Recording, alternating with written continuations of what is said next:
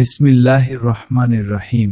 আজ আমরা শুনবো এমন একজন মানুষের গল্প যার জীবন বদলে গিয়েছিল শুধুমাত্র জাকাতের বরকত। বহু বছর আগের কথা, মদিনা শহর থেকে বেশ কিছুটা দূরে মরুভূমির কোল ঘেঁষে একটি ছোট্ট গ্রাম ছিল।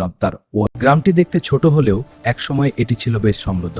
খেজুরের বাগান, সব মিলিয়ে গিয়ে কাফেলাও প্রাণবন্ত। এই গ্রামেই বাস করতেন এক ধনী ব্যবসায়ী। নাম তার আব্দুররহমান ইবনে সালেহ। তার বিশাল খেজুর বাগান ছিল, ছিল শতাধিক উট, ছিল সোনা রূপার বান্টরতে। কিন্তু আব্দুর রহমানের একটি বড় সমস্যা ছিল, তিনি ছিলেন অত্যন্ত কৃপণ। তার হাত থেকে একটি দিরহামও বের করা ছিল প্রায় অসম্ভব। তিনি নামাজ পড়তেন, জাকাতের খাওয়া যেতে। তিনি মনে মনে ভাবতেন, অববক্স দেরি তালাবার যুব। আল্লাহ তাআলা কুরআনে বলেছেন, তোমরা সালাত কায়েম করো এবং জাকাত প্রদান করো। আব্দুর রহমান স্ত্রীর কথা শুনতেন, মাথা নাড়তেন, কিন্তু হৃদয়ে সেই কৃপণতার তালা খুলত না। একটি বছর এলো যখন আকাশ থেকে বৃষ্টি নামল না। মাসের পর মাস কেটে গেল, বুটবুটি তবাতব বইতে লাগে। খেজুর গাছের পাতা ঝলসে গেল। ওয়াদিউন নূর গ্রামে নেমে এলো ভয়াবহ দুর্ভিক্ষ।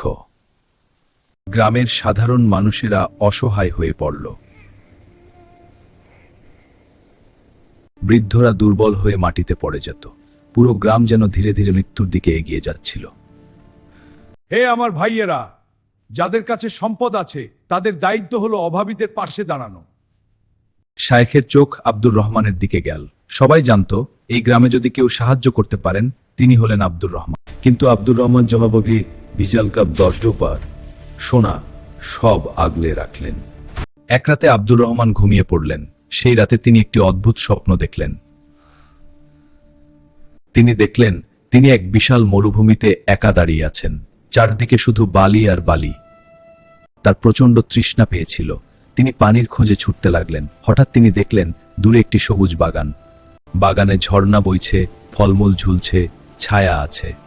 তিনি দৌড়ে সেদিকে গেলেন, কিন্তু বাগানের দরজায় পৌঁছে দেখলেন একজন ফেরেশতা দাঁড়িয়ে আছে, যারা আল্লাহর রাস্তায় খরচে। আমি তো নামাজ পড়েছি, রোজা রেখেছি।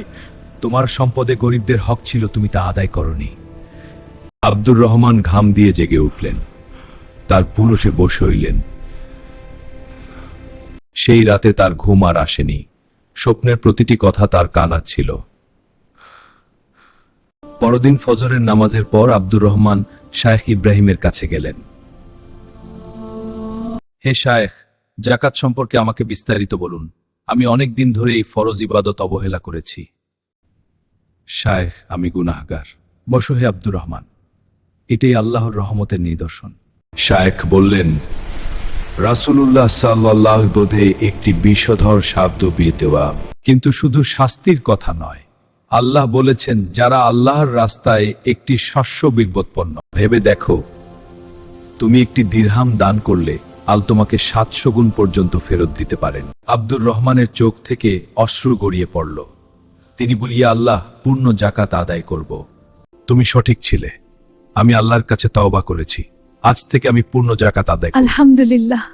সেদিনই তিনি সম্পদের পুরো হিসাব করলেন।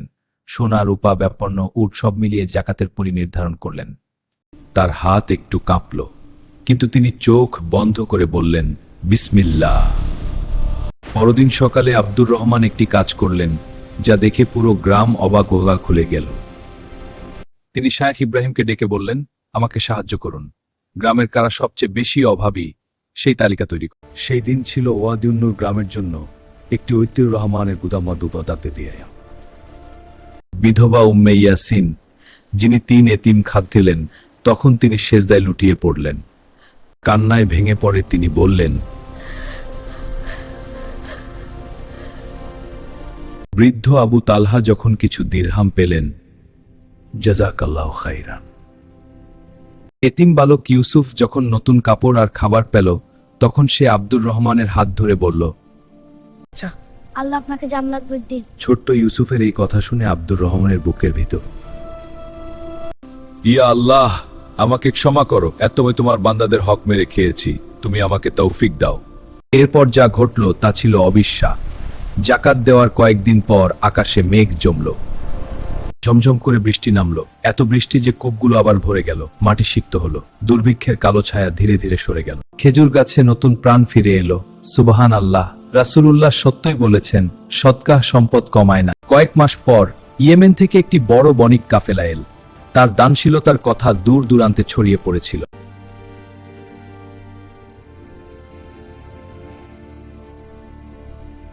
এই একটি চুক্তি থেকে আব্দুর রহমান যা আয় করলেন তা তার জাকাতে দেওয়া পরিমাণের বহু বহু গুণ বেশি ছিল। আব্দুর রহমানের ছেলে খালেদ, যে দীর্ঘদিন ধরে অসুস্থ ছিল, শুতে শুরু করলো। এটা ছিল জাকাতের বরকত। আব্দুর রহমান শুধু জাকাতে থামলেন না, তিনি মসজিদ সংস্কার করলেন, মাদ্রাসা প্রতিষ্ঠা করলেন, নতুন কূপ খনন করলেন। জাকাত তোমার সম্পদকে পবিত্র করে, বৃদ্ধি রক্ষা করে এবং কিয়ামতের দিন তোমার জন্য ছায়া হবে। আল্লাহ তাআলা বলেছেন, তাদের সম্পদ থেকে সদকাহ গ্রহণ করো, এর দ্বারা তুমি পরিশুদ্ধ করবে। রাসূলুল্লাহ বলেছেন, 7টি শ্রেণীর মানুষকে আল্লাহ তাবিয়ে। 20 বছর কেটে গেল। আব্দুর রহমান আল্লাহ দুনুর। আল্লাহ সুদকে নিশ্চিহ্ন করেন এবং সদকাহকে বৃদ্ধি করেন। শয়তান দারিদ্র অবলোক করে দেন। আমার জীবনের সবচেয়ে গুণবউ ছিলাম। সেদিনে মাল রাস্তার জাকা করেছিলাম। কিছুদিন পর আব্দুর রহমান অসুস্থ হয়ে পড়লেন। তিনি পরিবারকে ডেকে শেষ কিছু কথা বলতে চাইলেন। কখনো জাকাত দিতে দেরি করবেন। তোমার সঙ্গে গরিবের হক আছে, সেটা তাদের দরকার। জাকাত দেওয়ার সময় অহংকার যে না থাকে, বিনয়ের সাথে দাও। আর শুধু ফরজ সামর্থ্য দেও। আশহাদু আল্লা ইলাহা ইল্লাল্লাহু ওয়া রাসূলুহু। সেই রাতে আব্দুর রহমান ইন্তেকাল করলেন। শত শত মানুষ তার জানাজায় শরীক হলো। যে মানুষটি একদিন কৃপণ ছিলেন, তিনি হয়ে উঠেছিলেন গ্রামের সবচেয়ে প্রিয় মানুষ। তার ছেলে খালেদ বাবার ওসিয়ত রক্ষা করেছিলেন। তিনিও প্রতি বছর পূর্ণ জাকাত আদায় করতেন। সেই ছোট্ট ইউসুফ পরবর্তীতে একজন বড় আলেম হয়েছিল। তার শিক্ষার ভিত্তি তৈরি হয়েছিল আব্দুর রহমানের জাকাতের টাকা। এই গল্প থেকে আমরা শিখলাম, তাওবাতুর রহমান তাওবাহ করলে, কিন্তু যখন তাওবাহ করাকার দেননি। জাকাত ধনী ও গরিবের মধ্যে রচা করে, ঈর্ষা ও বিদ্বেষ দূর করে। একজনের জাকাত একটি সমাজকে বদলে দিতে পারে। আল্লাহ তাআলা বলেছেন, তোমরা যা উপার্জন কর তার উত্তম অংশ আল্লাহর রাস্তায় ব্যয় করো। আল্লাহ প্রশস্ত, সর্বজ্ঞ। আল্লাহ তাআলা আমাদের সবাইকে পূর্ণ জাকাত আবুল ইয়া রব্বাল আলামিন। যে দানে জীবন বদলে যায়, এটাই হলো জাকাতের ফজিলত।